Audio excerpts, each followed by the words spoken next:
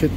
Урматтуу кыргыз элим, мен Жалал Абад областына караштуу Сузак районунун Карачолок деген айылынан болом. Атым Курманалиев Самат Рыспаевич.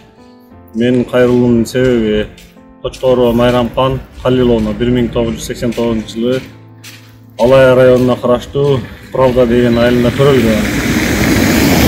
Менин кайрылуумдун себеби азыр келинчек аялым келгенибизге 1 ай болду эле Москвага. Келгенибизден кийин сырыс печень пересадка болуп калды. Биринчи, экинчи степенде деп. Врачтар азыр ушу больницада, аркадагы больницада тяжелый оорус, ошо боор оорусу менен ооруп жатат. Тез аранын ичинде Индия өлкөсүнө апарып, пересадка печень кылышка туура келип турат. Ал пересадка печень 35 миңден 40 миң долларга чейин сурап атышат. Бизде 4 балабыз бар. Ошого сиздерге кайрылып жатам. Колуңуздан келген жардамыңыздарды берсеңиздер. Мен көп көрсөтүүлөр өткөндө жардам берсеңиздер жакшы болот эле.